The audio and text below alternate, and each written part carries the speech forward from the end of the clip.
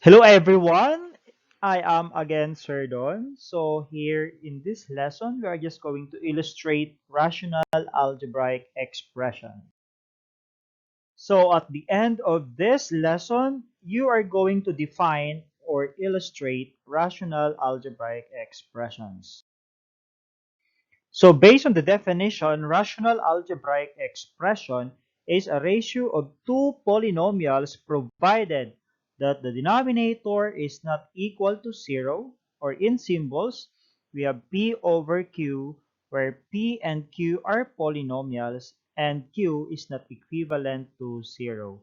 So if the denominator, which is Q, is equivalent to 0, it is not a rational algebraic expression since the value of that is undefined. So let's go back with the definition of a polynomial. So as what we have said, a rational algebraic expression has a denominator or a numerator and denominator which are both polynomials. So if you're going to go back with the definition of polynomial, it should have a positive integral exponent. It means that the exponent of every term of that polynomial is always positive. No variable inside the radical sign. So if you have seen there a radical sign, there should be no variable inside the radical sign. Or in the denominator, there should be no radical sign in the denominator. So, if you're going to illustrate that, we have here rational algebraic expression. The numerator is a polynomial as well as the denominator is also a polynomial. Okay, so let's have a sample problem. So we are going to identify if the following given is a rational algebraic expression or not a rational algebraic expression.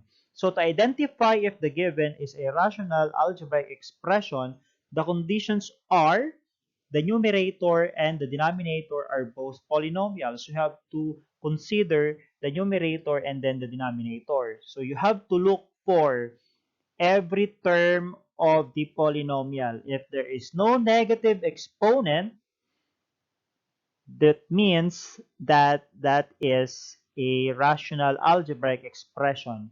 And there should be no variable inside the radical sign.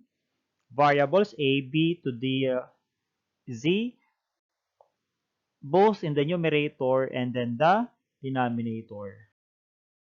Let's have this sample problem number 1.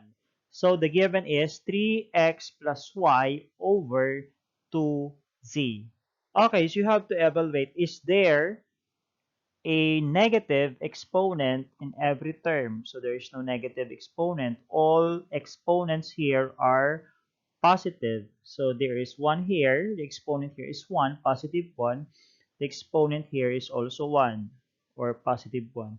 The same with the denominator. We have here 1 as the exponent. So all the exponents are positive. So this one is a polynomial and this one is a polynomial also. So we have here, this one is a polynomial, then the other denominator is a polynomial. Therefore, the given is a rational algebraic expression. Let's have sample problem number 2. The given is x plus 2 over y raised to negative 1 plus 3. So let's have the numerator first. This is the first term. This is the second term. So the first term has a positive exponent. So here the exponent is positive 1. So this one is a polynomial. Let's have the denominator. Y raised to negative 1. Oh, there is a negative here, which is a negative integral exponent. Therefore, this is not a polynomial.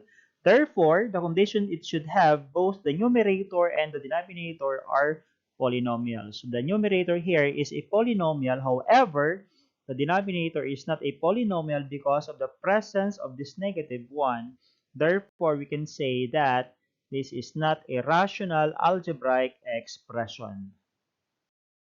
Our last example, this is sample problem number 3. We have here 3x, or the quantity of 3x minus 1 raised to 3x over square root of y plus 2. Let's evaluate the numerator. We have here 3x minus 1. So we have here raised to 3x. So the exponent is composed of a coefficient, a numerical coefficient, and then a variable. Therefore, this is not a polynomial. The same with our denominator. We have here square root of y. So we have here a value which is not a variable. So this one is a variable. Y is a variable. Therefore, this is not a polynomial. So, not a polynomial numerator as well as not a polynomial denominator. So we have a not a rational algebraic expression. So that's it. So very easy. This lesson is very easy. All you have to do is to check whether the numerator and then the denominator are both polynomial so that you can conclude that the given is a rational algebraic expression or not. Thank you for listening.